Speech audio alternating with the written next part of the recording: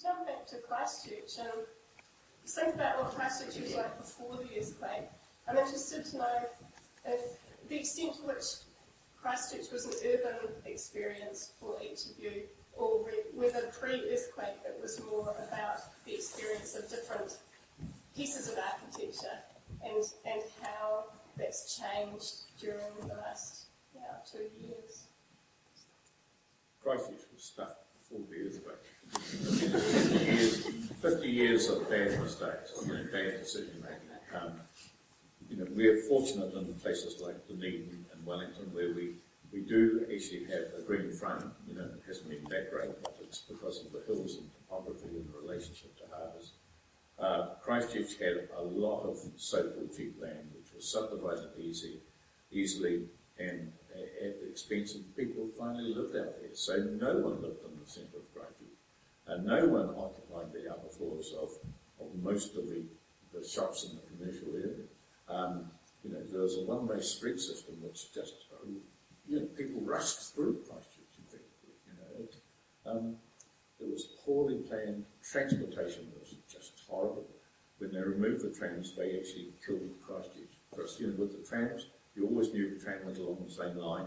And as Mum got older, she actually moved to a house close to a tram stop, which was really, really important. So you started developing nodes which were really important, And as a kid, Brighton was amazing. It was a really great place to go. It was the only place for Saturday shopping.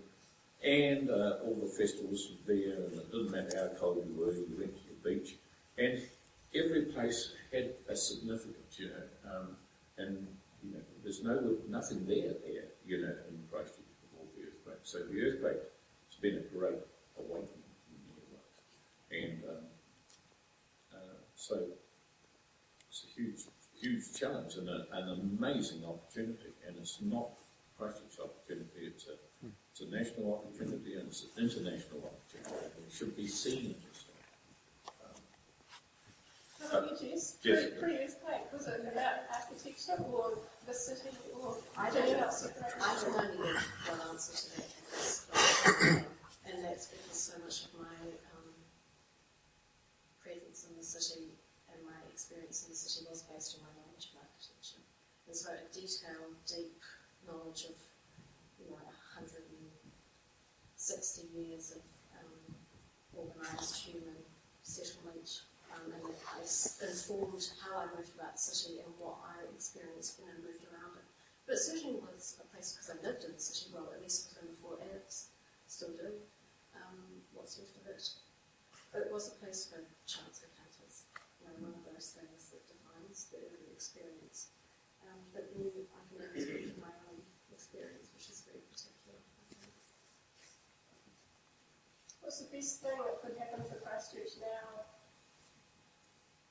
Cultural leadership. And time. I agree. What can architects do? They haven't done terribly much up to now.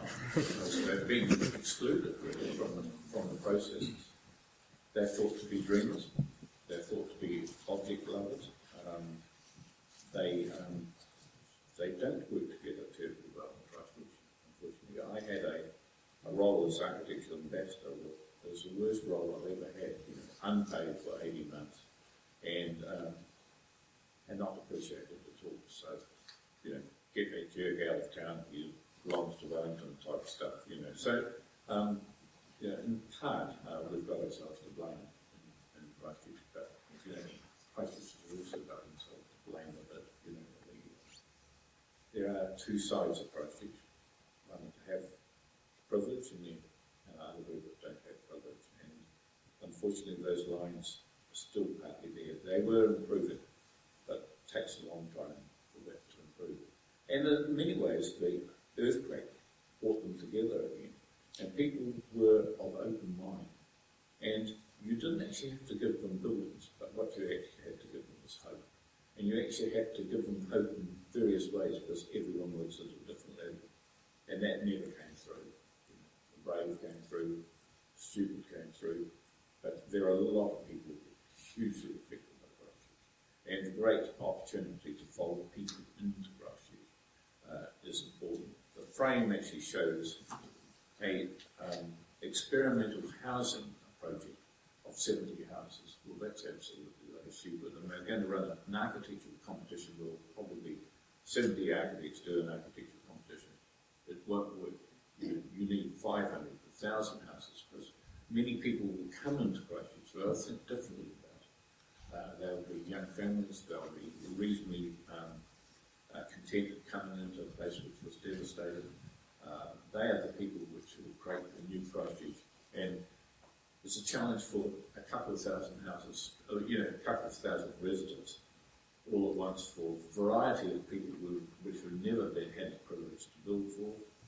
And if we don't get it, then I'm afraid Christchurch could be quite miserable for a length of time. That was the great disappointment of the blueprint, was that housing was not considered that, and transport. Well, transport. Excluded from the outset has not been relevant to them pushing the volumes around on the map, which was effectively what they did. I drew a short straw on transport, and so I went out just before the 22nd of February to record what I was going to say on my talk, and I had 17 buses pass me, and I think something like 12 of them only had the bus driver in. And then the free bus had 17 people in, and they were all ripping past. And just last week it was exactly the same, just going past us. And the square, which was the most important part of Christchurch, had 2,000 bus movements per day through, and 20 of them stopped. So they used the most important place in Christchurch as the bus turnaround. And it's just so unfortunate we're controlled by traffic engineers who are part of the leaders. They don't deserve a place in our society. It's so important that we can get on top of those sorts of people who can. I don't know what they do at night. I think it comes down to that issue I said earlier. I think urban design is about joined up thinking. And you get a problem when any one profession goes in and says, we're going to do it all. And I guess if I have I've got some traffic engineering colleagues, and I think some are actually okay, but I do get concerned when a traffic engineer makes a decision which completely stuff up other aspects of the city, because they'll actually talk. I'm not going to tell them how to do traffic engineering. I don't expect them to tell me how you might design a city. But you need to sit around the table and work out together, and you probably will get something that works. To me, a lot of the bad press and the bad practice comes from that silent mentality where things are done up through on a transportation budget and you're left with the outcome. But you can get good results if in fact there is the discussion. The best traffic engineering decision was made last year when you gave privilege to the left-hand turners, because there's so many people actually want to make a left-hand turn and a left-hand turn and a left-hand turn, move from home to the supermarket, medical centre, by just doing left-hand turns, and it calms the city. I'd like to actually say in Christchurch, you've reached the 4 avenues, U-turns for people over 65 so you really actually have to do something quite radical with traffic. It is really important. But the other side of it, David Chipman and I were presenting an exercise to the city planners, and we had met 60 of them one morning. And we had 10 minutes to present, and after the presentation, we had to listen to a presentation on how to centrally heat the city by two Danish heating engineers. And that's in the plan, but, some of ours is, but you wouldn't know that. And that's still in the plan. And after the meeting, one of the traffic planners came up to me and she said, I've come from Canada, and she said, I've got a very, very good idea. Valentine's is going to open early. So what we'll do is we'll get them to park in Morehouse Avenue, which is 2 kilometres away, and we'll run a valet service from Morehouse Avenue up to Valentine's. I'm sure the shoppers in Valentine's would enjoy this. And I said, you must be off your bloody head. I said, if you give your car up and you're a woman from Merivale to a traffic person, they'll think they're going out to boy racing that Hornby. And we never actually reached agreement. Thank you for but it's just so unfortunate we're not talking about this whole exercise together. There's a pattern there. There's a pattern which has changed so much after the earthquake. The most difficult street to go in Christchurch is between Riccarton and Lincoln Road at sort of 5 o'clock at night. That's where all the traffic jams are. And the rest of the city, people just whizzing through. And some of the tradition of the city and the pattern making has been completely ignored because, traffic engineers have got a way of doing their analysis of how the city might work in the future. I think it's a serious flaw that they haven't addressed with the traffic things. There's one-way roads, and enough about traffic engineering to know you use them for high-speed, high-volume traffic. Well, you don't need high volume if you've got no activities there. The buildings are all gone. You don't need high speed if you're in the city centre. They're exactly the wrong application in that area now. They may have been right or wrong before, but they're certainly wrong now. What you want is people to be able to get through and through the city and from a range of directions. You want them to travel slowly, you want them to stop and work and live and visit the city. So it's something that really seriously needs to be addressed. Yeah. We're just working with Ballantyne's, for instance, the main department store. If Ballantyne's goes on its knees, then the city probably will struggle even more. And, we're saying to Ballantyne's, look, we want cars to move down the city more, and we know we're going to get a real problem. But, slow-moving cars in the first place go down City Mall, and the mall is shortened, and there's another street halfway down the block. People will go around the block a couple of times, find a car park, drop someone off, pick someone up. So it's absolutely imperative to actually sort of get ahead in this sort of area with how people move around the city. Because you introduce spaces to people slowly by cars, that's the sort of protected area. You look at Jackson Street at Tony, it's a great street because you can loiter in your car and see a Sheila out there, you think it's pretty good. You wind down your window, do a bit of a whistle, and go along slowly, turn around again, hope you see her again.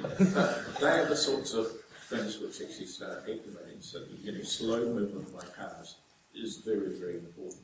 And when you get a critical population, you can actually make something one way, or you can eliminate people from parts of the street.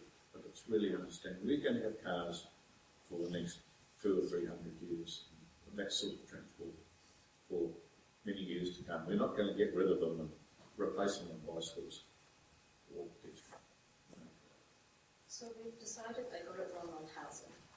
They got it wrong on transport. What do you think of the precinct concept? Well, precinct was a reduced city, and the designers were given 12 darts of different colours. And I'm not too certain how good they're throwing at them, but they've actually put a stick in the ground within this small map. And I think that's about it. They've just put a stake in the ground. It's just the first stage. And there's a certain amount of certainty for a number of people who actually own property and work in the city. So it's a start. There's a huge amount of work beyond that. And it's about talking with people. It's about listening. It's about working together, which is really important. It's about getting those bloody traffic engineers in, and it's talking not only to the people who you think are interested in the city, it's talking to that wider group of people, because the saddest thing that's happened in Christchurch is that the suburbs on the outskirts are just so miserable, and the people living there have just been offered alternative housing accommodation, another 2 or 3 kilometres away. And so those people need to be told, you can actually come into the city, and it's going to be very, very easy for you to come in. And we'll even find you a house, a residence at a moderate cost, because they were interested in doing that. It's a huge change to many people's lives. And there's not terribly much hope for